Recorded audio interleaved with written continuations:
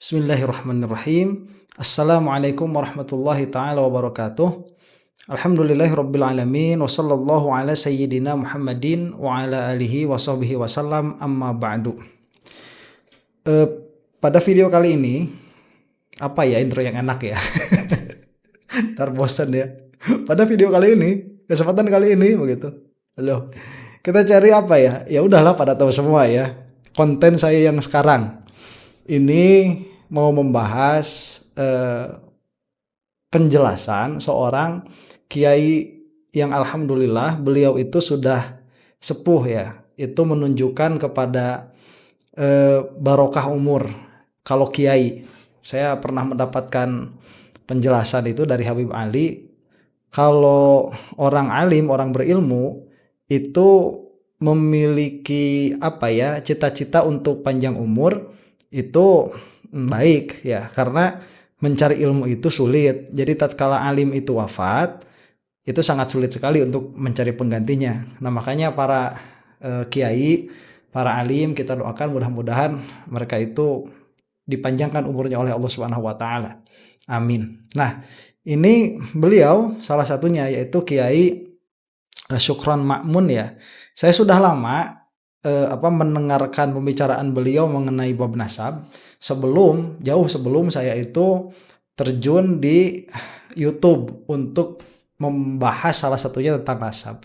Nah, ini adalah salah satu contoh kiai yang waktu mudanya belajar giat, kemudian saya kira ya, ini perkiraan, riyadhahnya juga baik, sepertinya seperti itu, karena kita melihat sekarang itu banyak para kiai yang sudah sepuh itu bukannya mengayomi kepada anak-anak muda, begitu kepada yang muda, bukan, tetapi malah memberikan subuhat-subuhat, dan terutama yang dibawa sama Imad begitu ya. Nah, kita lihatlah, saya sudah membahas beberapa kiai yang sudah sepuh itu bukannya tambah mencerahkan ya, tetapi malah acak-acakan pola pikirnya. Nah, termasuk juga di situ ada sang raja dangdut itu. Nah, alhamdulillah beliau ini yang masih istiqomah di dalam pola pikir yang benar memang, alhamdulillah. Supaya tidak terlalu banyak mukadimahnya, kita saksikan saja langsung ya apa yang akan disampaikan oleh Kiai Syukron Ma'mun ini.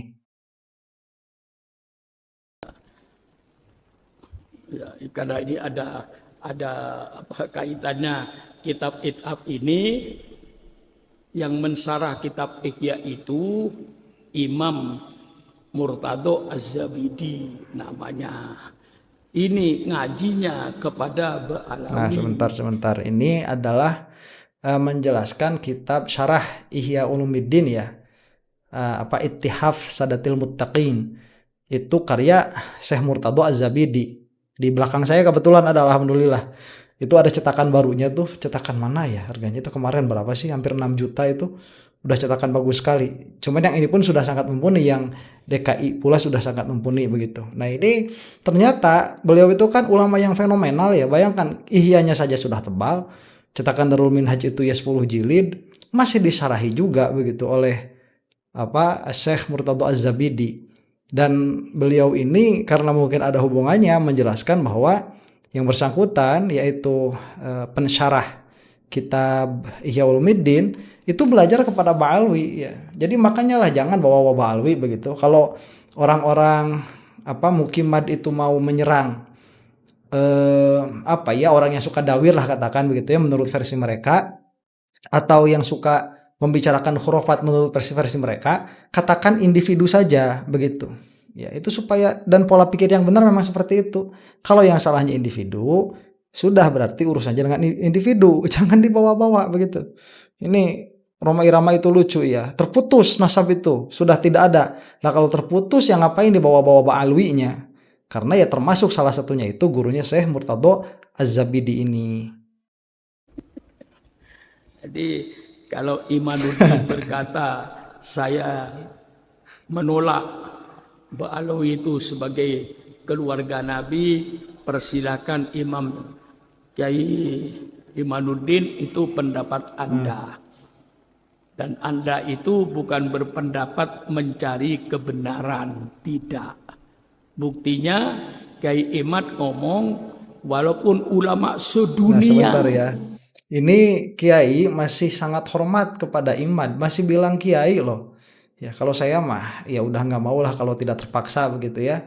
Ya bilang Ki juga Ki Imad, saya tuh terpaksa juga sebetulnya. Jadi kita itu sama-sama lah ya, huwa rijal wa ana rijal begitu ya. Hum rijal wa nahnu rijal lah kalau saya mah. Dia itu gede katanya gara-gara bisa ngaji begitu, dianggap kiai, dianggap ulama gara-gara bisa ngaji. Emangnya dia doang yang bisa? Ayo kita ngobrol begitu ya. Dan ini orang-orang yang nggak bisa ngaji udah nonton aja. Jadi kalau misalkan ada kiai itu khilaf dengan kiai yang lain, ada alim khilaf dengan alim yang lain, ada santri khilaf dengan santri yang lain, orang yang nggak santri mah nonton aja, nggak usah ikut-ikutan ribut. Nah ini yang saya katakan ya, ini kan yang Yai Sukron laksanakan ini kan ghibah juga sebetulnya ya, cuman dia bukan ghibah yang muharramah. Kemarin saya urusan tuh sama siapa channelnya Beguru Ngaji itu nggak paham apa saya katakan. Nanti kita bikin reaction lagi ya tentang hal itu. Jadi ini ya ghibah, ya memang ghibah yang diperbolehkan begitu. Kalau tidak wajib karena dia keluar-keluar di depan umum menyebar fitnah, ya kita klarifikasi sebisa kita begitu. Mengakui Ba'alwi sebagai keturunan Nabi, saya tetap menolak. Nah itu berarti sudah tidak ilmiah lagi. Betul. Sudah nafsu. Kalau ilmiah contohnya Imam Syafi'i. Kata Imam Syafi'i, ini madhab saya, madhab yang benar. Tapi kalau Anda mendapatkan hadis yang sahih, buang pendapat saya. Ikuti hadis yang sahih. Ini Imam Syafi'i. Nah sebentar ya. Ini Imad itu kan mengatakan walau aftal muftun di dalam hal yang zonni begitu. Jadi ini supaya kita mendapatkan konteks dulu ya, yang dikatakan oleh Yai Sukron ini benar. Cuman perkataan ini banyak sekali disalahpahami. Jadi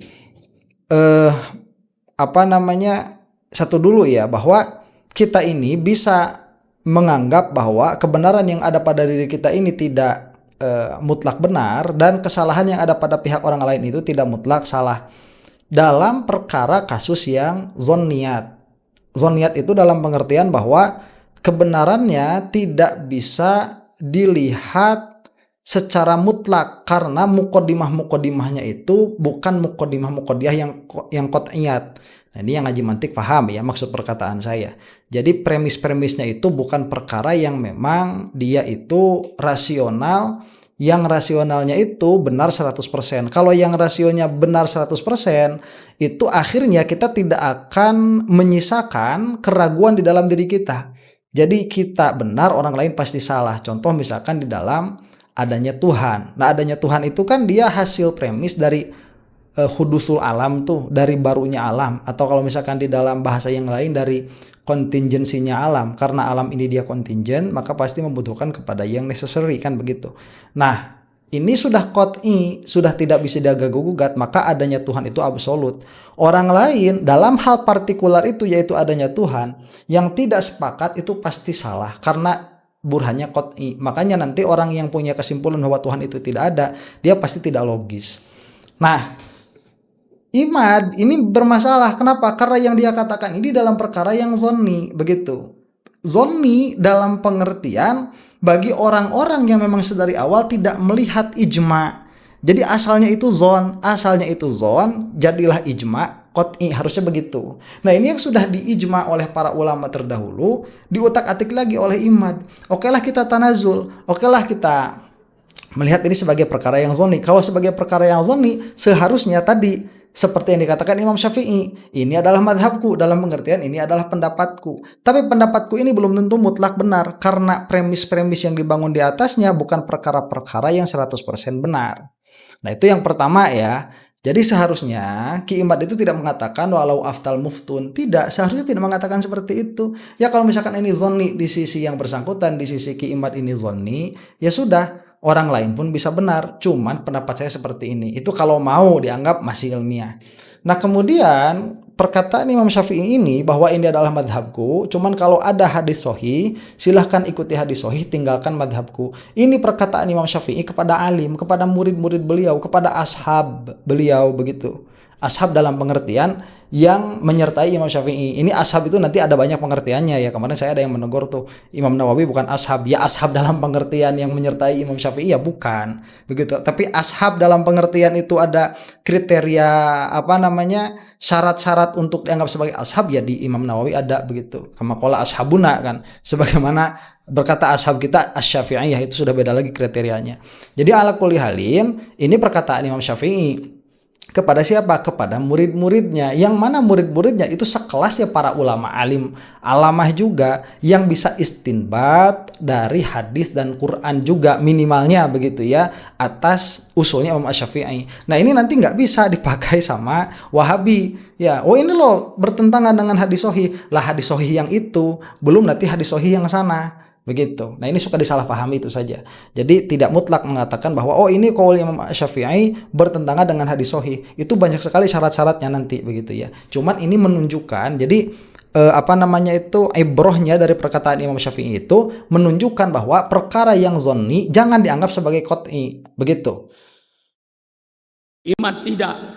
Biar kiai sedunia menyatakan Ba'alawi ini keluarga Nabi, saya tetap menolak. Itu sudah tidak ilmiah lagi, itu berarti benci. Ya. Nah, saya jawab dengan tidak usah konfrontasi. Saya menghormati Kiai Imaduddin di dalam membersihkan nasab Nabi dari pemalsu-pemalsu. Saya percaya kepada Kiai Imaduddin, tapi saya lebih percaya kepada Imam Nawawi Banten. Beliau di Mekah berguru kepada Ba'alawi. Saya percaya kepada Kiai Imaduddin, tapi saya lebih percaya kepada Imam Zabidi. Yang ini kitabnya Imam Zabidi. Nah sebentar, ini rahmatnya orang yang sudah lanjut usia begitu, yang sudah sepuh. Ini rahmatnya. Kalau orang seperti saya mah yang masih kayak gini nggak bisa ngelihat rahmat kayak gitu tuh nggak bisa. Jadi kalau misalkan ngelihat nih kan nggak bisa ya. Saya percaya sama Imad nih sekaligus begitu ya. Percaya juga misalkan sama Syekh Nawawi. Nggak bisa karena kita itu melihatnya rasio ini tanakut begitu. Ini tanakut nggak bisa. Kalau misalkan nggak percaya sama Syekh Nawawi dalam pengertian Syekh Nawawi ini banyak sekali guru-gurunya yang Ba'alwi, atau kepada Syekh Murtadho Az-Zabidi misalkan yang mana beliau juga banyak sekali gurunya atau berguru kepada Ba'alwi, maka kita nggak bisa percaya sama Imad begitu. Nah bahasa beliau itu lembut ya. Saya percaya menghormati bahwa Kiai Imad itu niatnya baik, ingin membersihkan dzuriyahnya Nabi Muhammad SAW dari orang-orang yang mengaku-ngaku dzuriyahnya Nabi Muhammad SAW. Itu kan bahasanya bagus sekali. Kalau saya mah nggak bisa ya. Kenapa nggak bisa? Karena terlalu banyak qarinah begitu.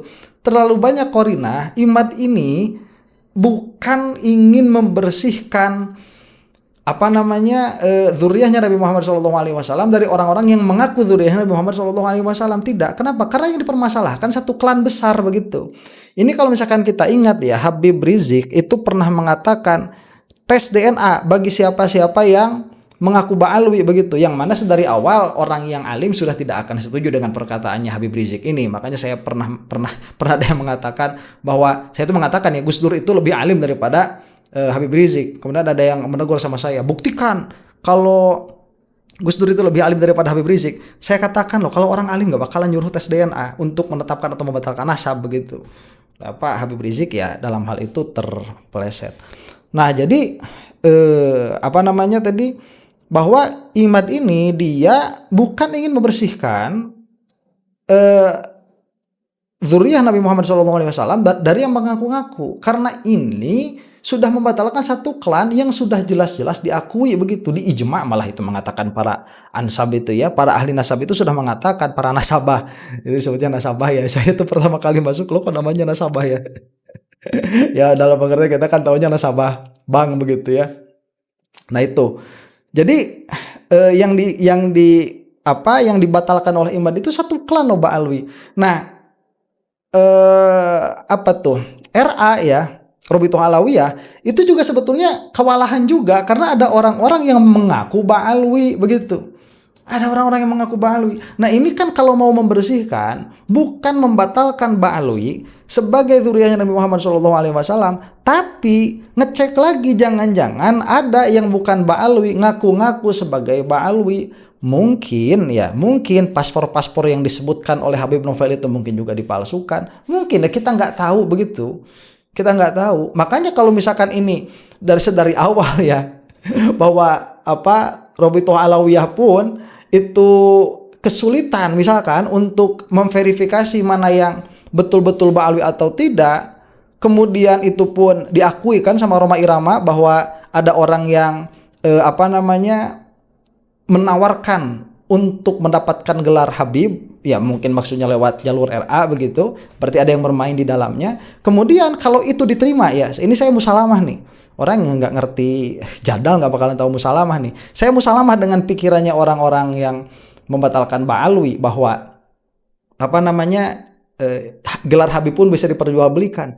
Kemudian ada diambil sampel, lah sampelnya pun kan menjadi tidak pasti begitu karena orang-orang yang orang-orang yang mengaku Ba'alwi pun tidak bisa dipastikan 100% dia itu Ba'alwi. Kemudian diambil sampelnya untuk tes DNA. Lah ini Ba'alwi yang mana? Pastikan dulu. Sedangkan untuk memastikan dia Ba'alwi itu memerlukan sanad yang pasti begitu. Jadi pada akhirnya asal fondasi dari tes DNA itu apa? Sanad lagi. Akhirnya tes DNA yang asalnya apa? Sanad. Kan lucu itu. Ini pola pikir yang memang agak kompleks ya, orang-orang yang nggak terbiasa untuk ada di dalam metodologi berpikir mungkin agak kesulitan mencerna yang saya katakan tadi ya. Saya udah kejauhan nih ngomongnya. Jadi ala kulli halin, karena tadi beliau ini membicarakan apa tadi ya? Sebentar. Oh iya, saya lebih percaya. Jadi beliau itu percaya kepada Ki Imad juga. Karena Imad itu ada Kiai Imad, ya beliau mengatakan seperti itu. Kiai Imad itu ada niatan baik untuk membersihkan zuriyah Nabi Muhammad SAW. Tapi saya lebih percaya kepada Syekh An-Nawawi. Saya lebih percaya kepada Murtadho Az-Zabidi begitu. Yaitu tanazulan ya, berbicara kepada orang-orang awam. Ya logikanya seperti itu. Dalam pengertian bahwa Imad ini tidak lebih utama untuk diikuti daripada Syekh Nawawi. Imad ini tidak lebih utama untuk diikuti daripada Syekh Murtadho Az-Zabidi. Syekh Ali Jum'ah begitu, sudah jelas itu. Imad ini tidak lebih utama untuk diikuti daripada Syekh Ali Jum'ah. Kan begitu kalau untuk orang awam ya.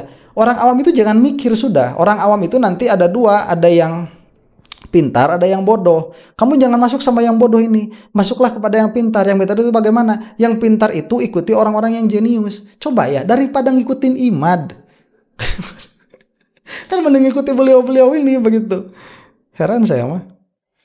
Percaya kepada Kiai Imaduddin, tapi saya lebih percaya kepada Imam Zabidi. Yang ini kitabnya Imam Zabidi. 8 kitab kayak begini yang mensarah kitab Ihya Ulumuddin.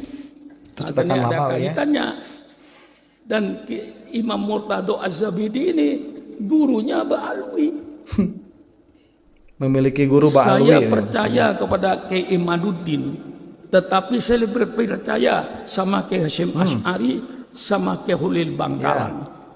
Saya lebih percaya sama Syekh Yasin Padang. Saya lebih percaya kepada Syekh Khotib Al-Minangkabawi yang dia di Mekah sebagai ulama internasional. Saya lebih percaya pada Kiai Muhammad Mahfud Tarmisi Termas Pacitan yang dia berada di Mekah bertahun-tahun berguru juga kepada Ba'alawi.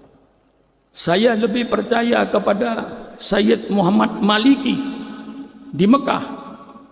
Dia ulama internasional. Siapa yang tidak kenal dengan Sayyid Muhammad Al-Maliki di Mekah? Dia berguru kepada Ba'alawi. Saya lebih percaya kepada Imam Mesir Ali Jum'ah yang sekarang menjadi mufti Mesir. Dia mengakui kalau Ba'alawi ini adalah keluarga Nabi. Alhamdulillah. Saya lebih percaya kepada Imam Ibnu Hajar Al-Haytami, seorang ulama fikih yang dia juga berguru kepada Ba'alawi. Sebentar. Dari Ba'alawi itu banyak malah apa namanya Syekh Ibnu Hajar Al-Haytami itu mengisbat di dalam kitabnya, ya itu bisa dilihat ada sumbernya itu ya. Nah, sekarang begini dulu nih. Yai Syukron ini beliau mengajarkan pola pikir kepada orang awam. Jadi kalau pola pikir mantiki itu terlalu sulit ya, yang dikatakan oleh Gus Romel Abbas misalkan ya, adamul ilmi bil ma'lum la yadullu ala adamil ma'lum. Tidak adanya pengetahuan terhadap sesuatu begitu ya, tidak menunjukkan kepada sesuatu itu tidak ada. Atau misalkan adamud dalil la yadullu ala adamil madlul, misalkan tidak adanya dalil tidak menunjukkan kepada tidak adanya madlul. Atau misalkan dari perspektif fikih nih ya, bahwa yang namanya keturunan itu, nasab itu atas faros ya, akan tergantung kepada pernikahan begitu, bukan atas ini dibuahi oleh siapa. Dalam perspektif fikih kalau misalkan kita itu menyebutkan bahwa seseorang itu bukan anak dari seseorang, itu dia berarti telah qadzaf ya, telah menuduh berzina kepada perempuannya begitu, dan lain sebagainya. Ini terlalu banyak perkara yang dilanggar oleh Imaduddin, ini hukumnya terlalu banyak. Nah, untuk menjelaskan sekian banyak pengetahuan kepada orang awam itu butuh waktu yang lama. Orang awam kalau mau melihat kalau mau melihat fitnah Imad ini dengan jernih dengan mata kepala mereka sendiri, mereka harus ngaji dulu ya, sampai sekelas Syekh Ali Jum'ah begitu, sampai sekelas Syekh Nawawi.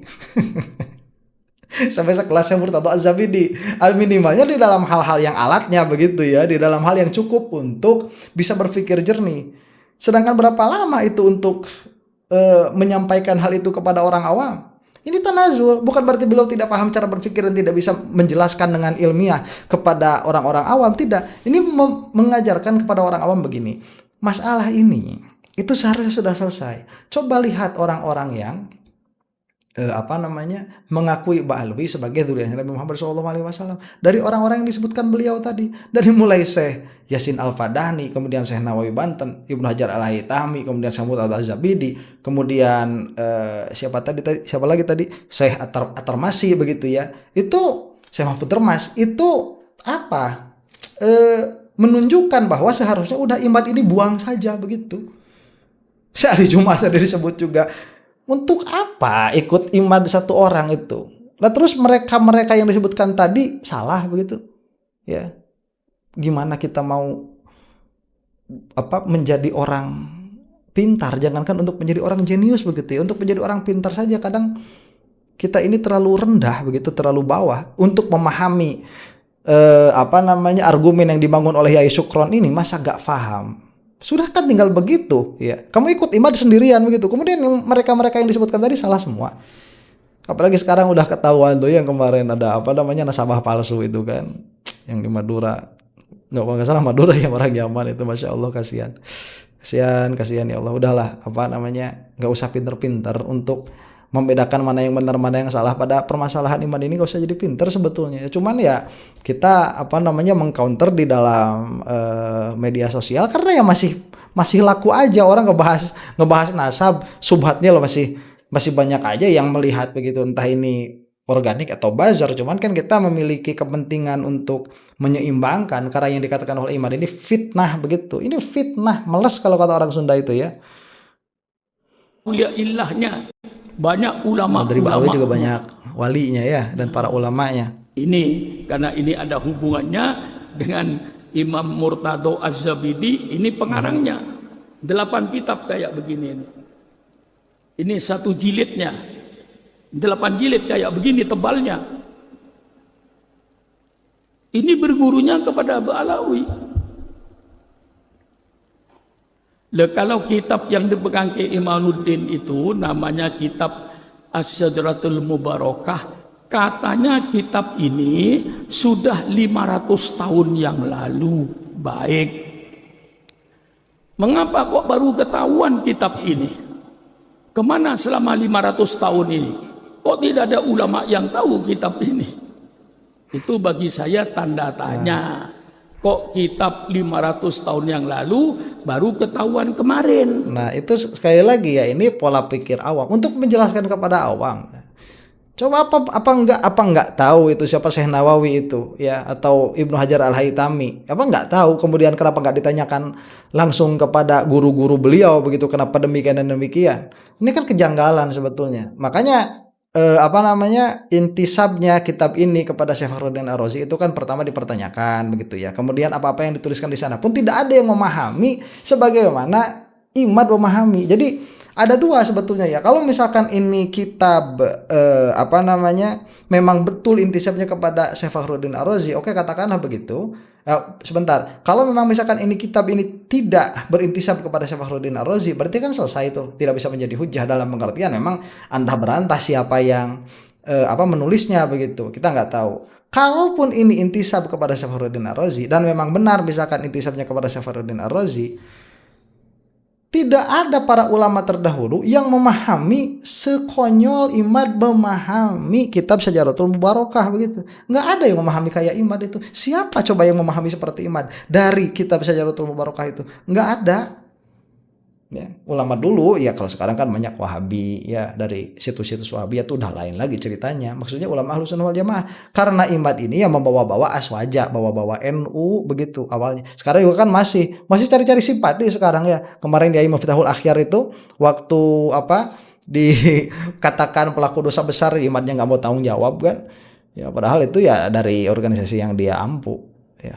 Seharusnya kan minimalnya lah begitu minta maaf ya, minimalnya. Entah tuh mungkin ada permintaan maaf atau tidak, cuma dia Imad ini masih cawe-cawe sama NU itu. Nah ini mungkin kalau misalkan masih mau dilanjutkan, kita lanjutkan lagi kapan-kapan ya, karena sudah lama videonya. Mudah-mudahan ada manfaatnya. Jadi sekali lagi ya, kalau misalkan kita itu dijaga oleh Allah Subhanahu Wa Taala, sebetulnya nggak perlu pintar-pintar amat, nggak perlu. Udah cukup kita itu ikuti orang-orang yang sekiranya menurut common sense. Ya, menurut common sense ini seperti yang dikatakan oleh Yai Syukron tadi begitu, nggak perlu ribet-ribet kita mikirnya. Para ulama itu banyak yang mengakui Ba'alwi, kemudian yang menafikan itu coba yang muktabaroh siapa? Yang muktabar begitu siapa? Nggak ada yang muktabar itu. Kalau yang cuman pakai udeng-udeng gede begitu ya, kemudian yang bisa keluar-keluar di panggung ya itu teman-temannya si Imad banyak begitu. Cuman kalau misalkan yang muktabaroh siapa? Yang menafikan Ba'alwi, nggak bakalan ditemukan itu, nggak bakalan ada. Malah mereka itu menjadi guru-guru besar baik di dalam ilmu ataupun di dalam ahwal begitu. Jadi alhamdulillah ulama-ulama yang terang benderang itu sebetulnya masih ada, tinggal kitanya masih mau melihat dengan terang benderang atau tidak. Kalau masih mau melihat dengan terang benderang, insya Allah perkara ini clear begitu.